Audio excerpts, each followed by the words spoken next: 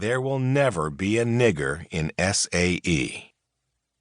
The song traveled from the Caribbean to the University of Oklahoma, where it was repeated behind closed doors at its SAE chapter before going viral in March 2015, when two drunk members on a bus were caught singing it on a cell phone video that horrified the world.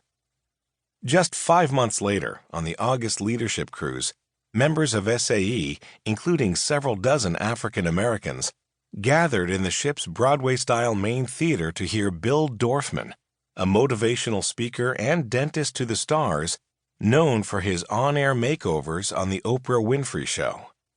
Dorfman dropped the names of celebrities such as Lindsay Lohan and Jessica Simpson. He showed a picture of his rippling 50-something physique featured in a men's magazine.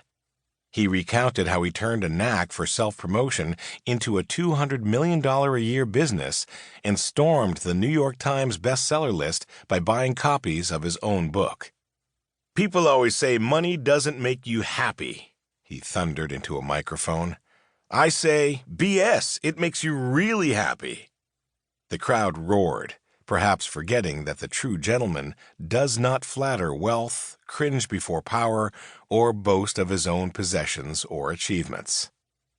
Later in the voyage, a 35-year-old father of 4 daughters took the stage to teach etiquette for a true gentleman.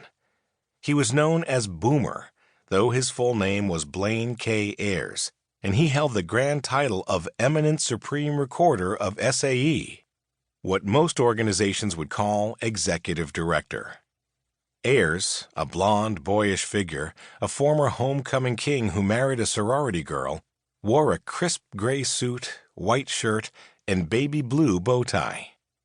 "Good manners will open doors that the best education cannot," he said, the soft vowels of his native Kentucky floating like a mist from a bygone era.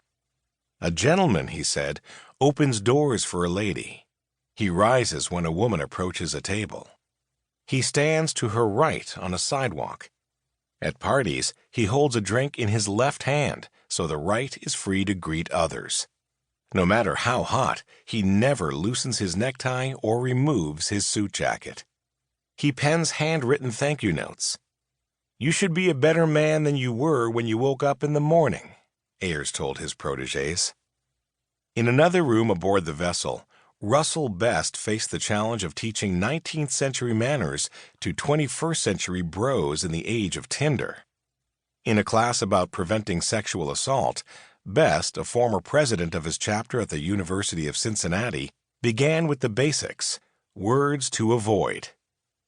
Hitting it, slut, hoe, stud, stallion, and fraternity slam piece. "Words matter," Best told the young men as he strained to reach them in their own language. "The way we talk about sex sounds kind of rapey," said Best, who worked for the fraternity's national office. "How many of you think that drunken hookups are part of college life?" All 20 members of the audience raised their hands. "How many of you have gotten so drunk that you woke up in bed with someone and you didn't know what happened the night before?" Just about everyone assented. Best urged the men to reconsider such behavior.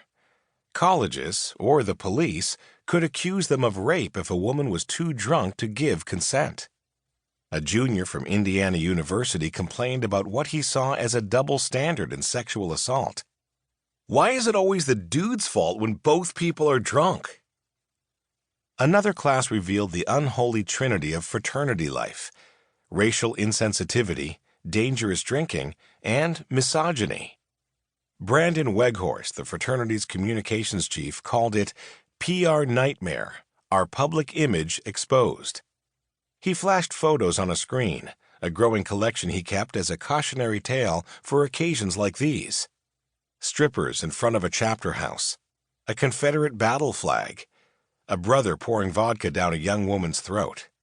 Rush SAE painted across naked breasts, a fraternity recruitment phenomenon called rush boobs, and a couple of unofficial creeds painted on rocks and walls, the proud handiwork of the late teenage mind uncluttered with ideals of honor and virtue.